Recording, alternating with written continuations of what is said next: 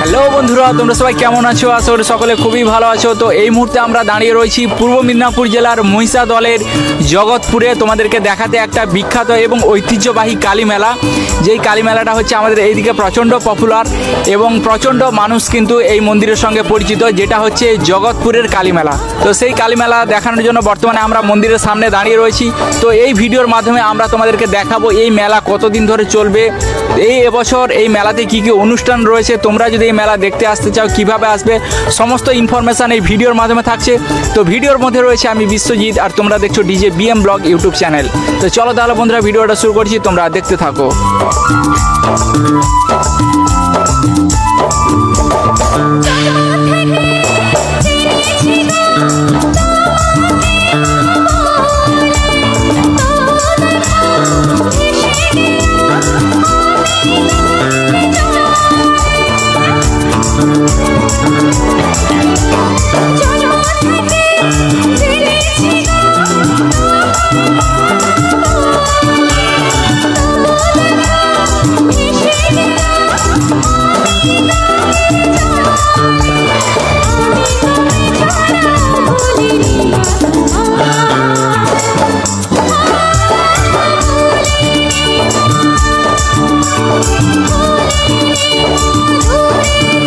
জিজ্ঞেস করে যে এই মন্দিরে আসতে হলে কিভাবে আসতে হবে, মানে ধরো হাওড়া থেকে দীঘা থেকে আসবে, একটু রুট গাইড করে দিলে ভালো হয়। হাওড়া থেকে যদি বাই বাসে আসেন তাহলে হাওড়া থেকে দীঘার বাস ধরে নন্দকুমারে নামতে হবে।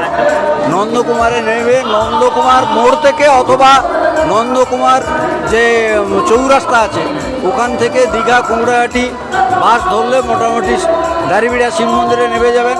দাঁড়িবিড়া শিব মন্দিরে টোটো আছে, অ্যাভেলেবল টোটো, সেখানে টোটো ধরে এখানে আসতে পারবেন। তোমারি পরশে, তোমারি পরশে জীবন আমার ধন্য হলো। তুমি যে আমার চির আশার আলো, তুমি যে আমার চির আশার আলো। তোমারি পরশে জীবন আমার ধন্য হলো। তুমি যে আমার চির আশার আলো, তুমি যে আমার চির আশার আলো। তোমারি পরশে।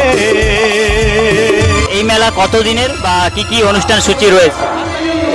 আজকে এবছরের মেলা আমাদের 7 দিনের মেলা, সরকারিভাবে 7 দিন। এইবার পরবর্তীকালে অনুষ্ঠান বাড়লেও বাড়তে পারে।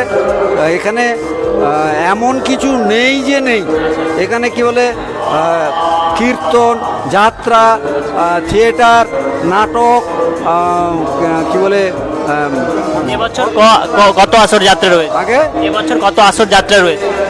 কত আসর যাত্রা রয়েছে? না, যাত্রাটা এবছর 1 আসরই আছে, কিন্তু কীর্তন আছে 2 আসর, পুতুল নাচ আছে ইত্যাদি। হ্যাঁ হ্যাঁ। তুমি আছো সারা